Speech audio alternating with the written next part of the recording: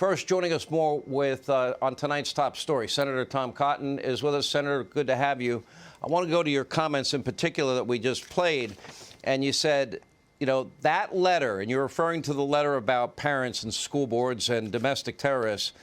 You called his directive, his performance shameful. And thank God you're not on the Supreme Court, and you should resign. I sat back and I was grateful you said it, Senator, because it is a disgrace. And I didn't see him give an answer that made me feel comfortable that he understood the severity of what went out here. No, he didn't, Sean. And thank goodness Merrick Garland is not on the Supreme Court, because he's revealed himself to be a far-left ideologue in the job of Attorney General. He's sicked the FBI and the National Security Division of our Department of Justice on parents who simply want to express their opinions at school boards. Can those meetings be contentious and heated? Yes. But a school board association accused them of being domestic terrorists. And on that basis alone, he directed the FBI and the National Security Division and U.S. attorneys across the country to investigate and potentially prosecute parents because they're worried about their school indoctrinating their kids to hate America, or their kids being forced to wear masks, or not being in person in class. Or in one particularly egregious case, you had the woke school board and superintendent in Loudoun County, Virginia, who covered up the rape, Sean, the rape of a 15-year-old girl by a boy wearing girls' clothing because they wanted to pass a transgendered policy during Pride Month.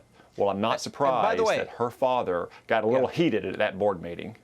By the way, as he should. Now, what's interesting about that is that that supervisor, the guy on the board of supervisors, that should know better, denied any knowledge of it, but yet the local police department acknowledged that it had been investigating it from the first day. Isn't that correct?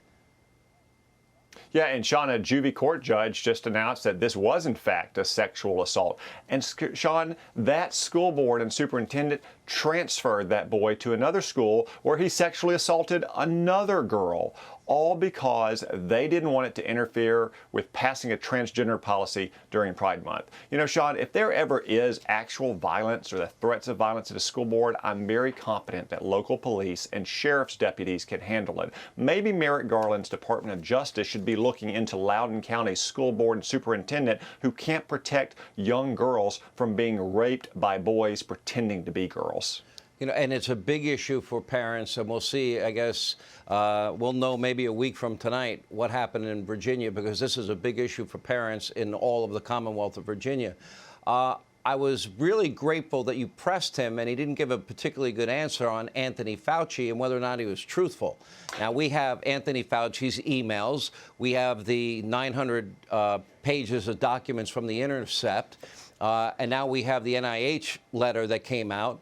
Do you have any doubt gain-of-function research on coronaviruses at the Wuhan Virology Lab was funded by tax dollars and that Anthony Fauci knew?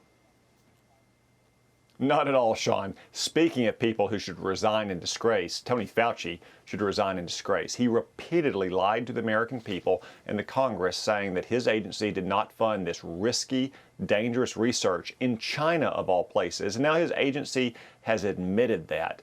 He has lost all moral authority to serve in this administration and to give any kind of guidance to the American people. His next public appearance shouldn't be at the Congress. It should be in the federal courthouse. When you look at Joe Biden's overall presidency, from Afghanistan to the border to more people dead in 2021 of COVID, inflation, the economy, energy, foreign policy, can you name a single success, Senator? Because I read and watch every day, every detail of what he's doing, and I don't see one area where I can say, wow, he's doing a good job here or here or here. I don't see it. No, Sean, although I guess he seems to have generated a lot of enthusiasm at college football games every Saturday, given the chance of young college students all across the country expressing the opinion that many Americans have of the Biden administration.